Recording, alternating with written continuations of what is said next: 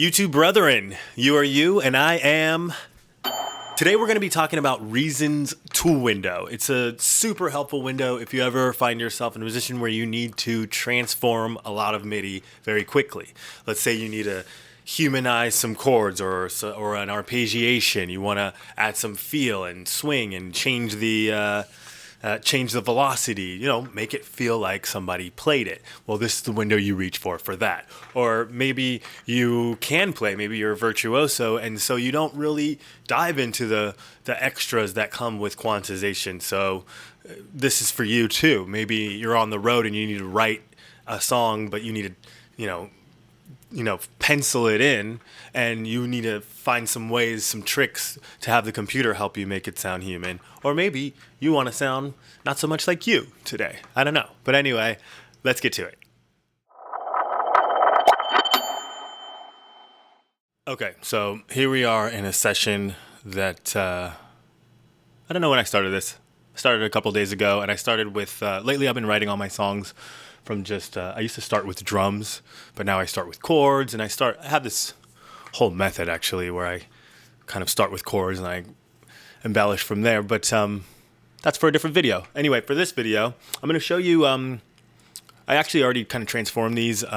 These chords came out of the players, so I like to set it up like that. I pick my sound that I want to go with, and then I run it through a player so that I can, if I'm in Reason, I run it through a player so I can play, so I can just play the chords and noodle around and find a progression that I like that way. But then when they come out, perfect. It's like as if a robot played them perfectly, all the same velocity and all hitting at the same time, which doesn't sound natural. Not bad if you're using synths that have movement, because then they have their own kind of swing and flow to them. But straight up staccato hits or something like that, it can start to sound robotic. So what you want to do is get the notes off the grid in a kind of random way, the way your fingers would hit them, and then get them to be hit at different velocities so that they don't sound robotic. Yeah. So I got lost in there. So take a listen to this composition.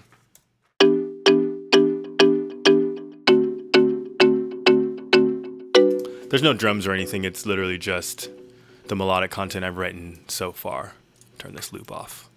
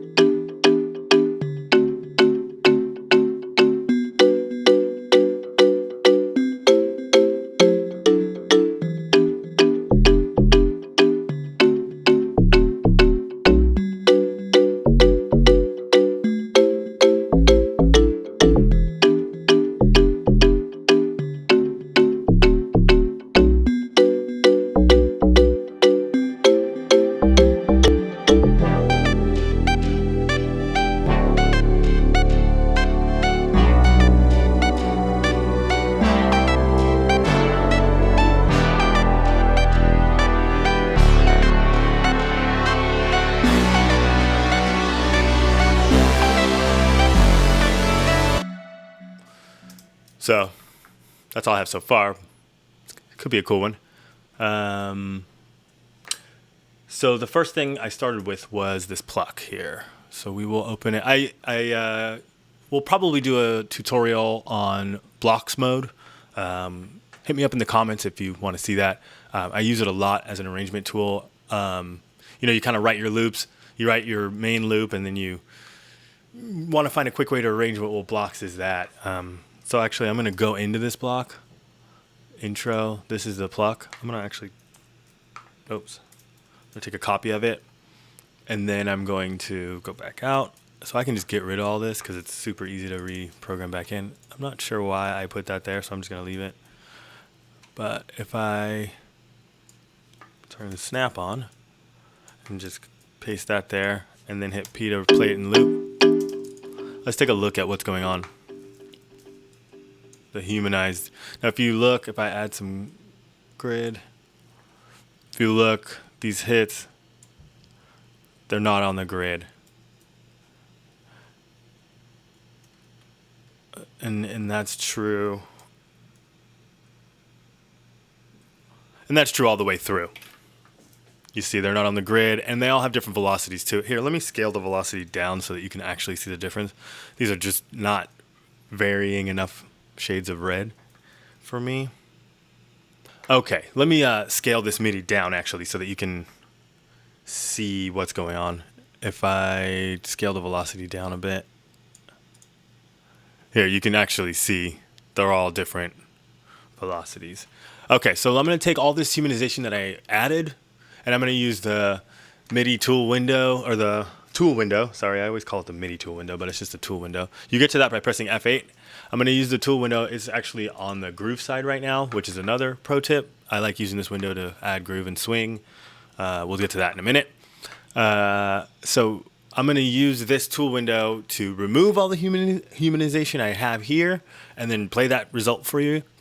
And then I'm going to use this tool to add the humanization back in, so you can see what that process looks like and get an idea of what you can do with this little guy right here. This little guy. Okay, so first thing we're going to do to get rid of the humanization is to take out the randomness. So if I just quantize, so what I'm telling it to do is I'm in the quantize window. I want it to quantize to the nearest 16th note at 100% strength. That's another way. If you can play, real quick, sidebar. Let's take a sidebar. If you can play and you play your stuff in, what you want to do instead of quantizing hard is you want to find like a 75 or 90% setting, like do one of these and just take your good take and quantize it most of the way there. Then it's still you, but you played a little bit better. That's the best way for me to get good sounding stuff. Is to play it in. I mean, you're gonna play it with your own vibe and your groove, and then get it most of the way there. Get a good take. But for those of us who cannot, and for those of us who like to use, our arpeggiators, if you use an arpeggiator, it comes out kind of robotic unless you have a really good arp, like a good plugin. So you're going to want to use these techniques. I'm rambling. You get it. Okay, so let me apply this. So now they're all right on grid. Let's highlight like these first ones here, and I'll just hit Z to really zoom in on them. Move this out of the way. There we go. They're all on the grid now, and then we will... Now, there's two ways to change the velocity so that they're all the same. There's a velocity situation here, where this is pretty self-explanatory. You could just go to fixed, apply. Now they're all at 100. Or my preferred method, actually, because it's within this window, is if you see these little equal signs, this would make all the notes the same. They would all equalize to the E2. Well, this equalizes them all to... Equalizes? Is that the right way to use that word? Anyway, to 99 in this case. So there you go. Two ways, but you can see how you can humanize them by adding a little bit of random. So let's hear what this sounds like. Let's just zoom in on this whole region by clicking on the region and pressing Z. And let's listen to it. It still sounds cool, but it sounds too perfect.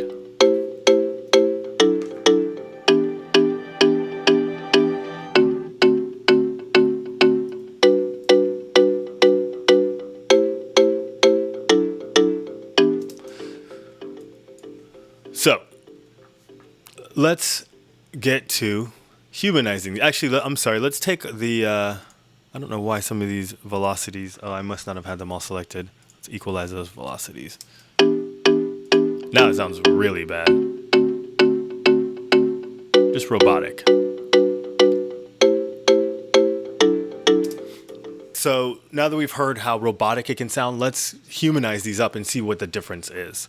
So if we take this, let's take all this region, pull up our window here, our tool window. And on this region, we want to quantize it, but we want the random to go up. Let's go to like 20 ticks. Now you'll see that you kind of saw them shift there a little bit. If you look there, that's certainly been randomized.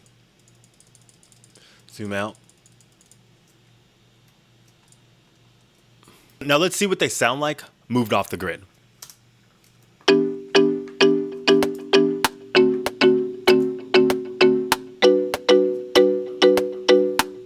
Much better. You hear that ring, ring, ring instead of ding, ding, ding. It's ring, ring, ring. It kind of has a strum to it.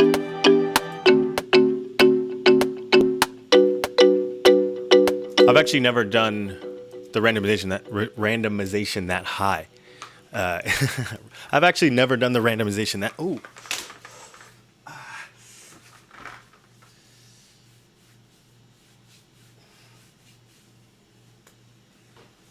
Just got a cramp. Ooh, that was crazy. I actually just got a wicked cramp in my leg. Guess I better eat a banana.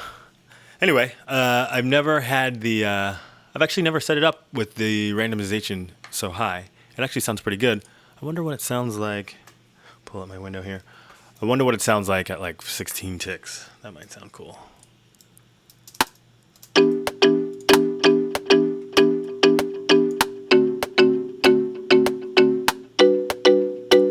I actually like that better. So we randomized the quantization. We moved the notes off the grid. Now the next thing to do is to change their velocity so that they're not all the same. So let's add some random. Let's add like 30%. Let's see what that sounds like.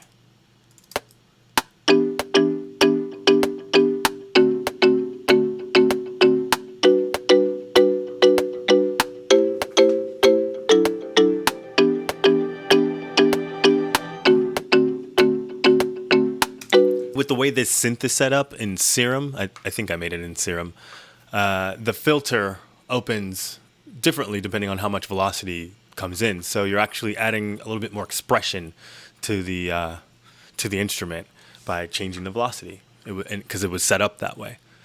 So there you go. One of the other things that you can do is you can reverse the notes, which is pretty crazy. I think this is a cool way to get reverse piano chords. Actually, let's give it a try.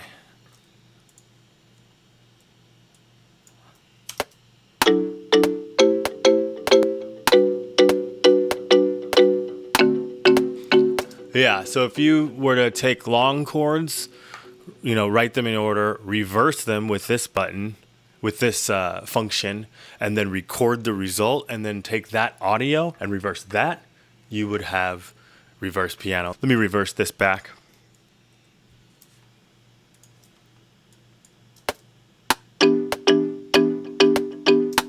So there you go. That's how I would humanize chords. That's also, I use that a lot on hi-hats to get the hi-hats to just a little bit off the grid, give them a little bit of feel. The other thing that I would like to go over, and you can see the other functions here are pretty self-explanatory. This one comes in handy a lot. You take your chords and you're playing them and they're too high on the scale. Well, no problem. You can just drop them down an octave. Or you could bring them up an octave. You get it. Bam. Command Z to undo that. I don't know why you would want to randomize. Oh, actually, I do know why you would want to randomize notes, actually. You could set up a rack or a sampler where you sample, and I've done this before if you want to do some live drums, where you take a hi-hat, for instance, and you take a lot of different hits of the same hi-hat. This is called kind of hyper sampling, but you could do it really quick on your own if you buy the right kit out there or the right sample pack, or just really dig on Splice and pick out a bunch of different hits, and then you write your hi-hat pattern, and then you could randomize so each note is a different hit on the hi-hat. So maybe you have 10 different hits, or maybe you have 20 different hits, but either way, note 2 will be the same in your song or in any phrase. So you could randomize notes and set the low high so that it's just random which hit you get. That's a reason that you would randomize notes. Boom. Legato adjustment, this one comes in handy too. Let me zoom in really quick. I always get confused. I switch between DAWs a lot, so it's always like, wait, which hotkey is what now? Okay. So this is pretty self-explanatory. If I highlight this and I want to side by side it with this, it doesn't do anything.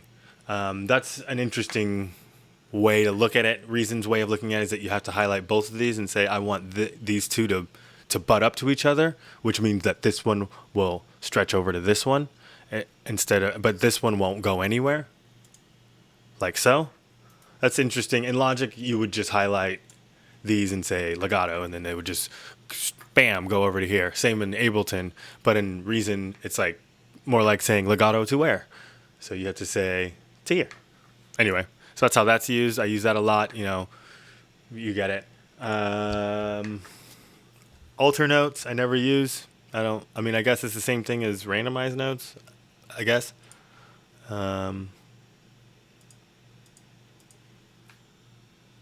Let's see.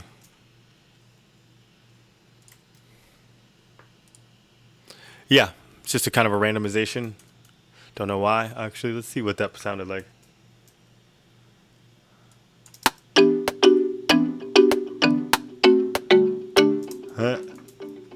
Anywho, you get it.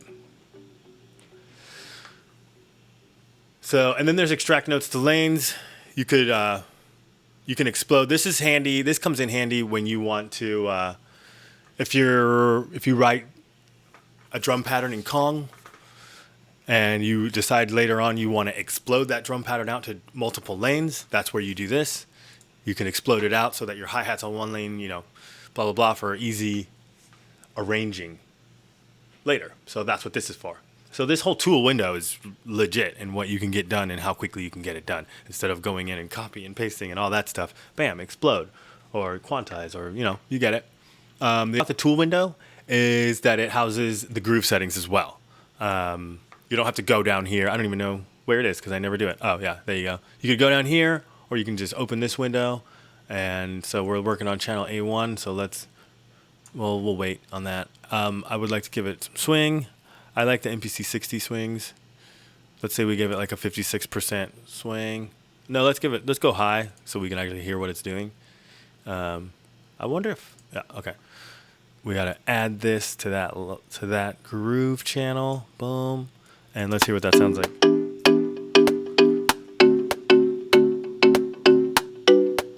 Actually, not bad.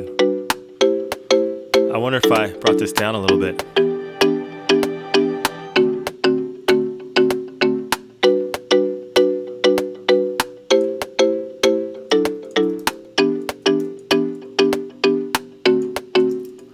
Let's bring it down to a more realistic amount. Boom. It's swinging.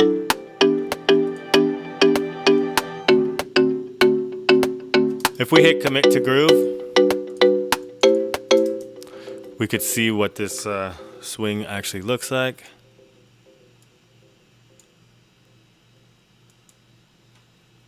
See, some are early altogether. It looks like did it dehumanize them? It did actually.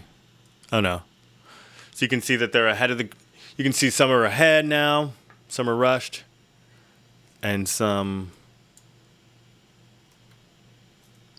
won't be. Looks like a lot of them are. There. That's one that's behind. There you go. I'm holding Command Shift and using my mouse wheel to zoom like that.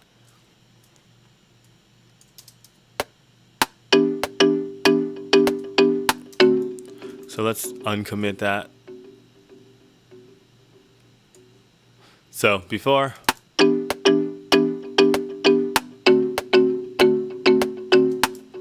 After.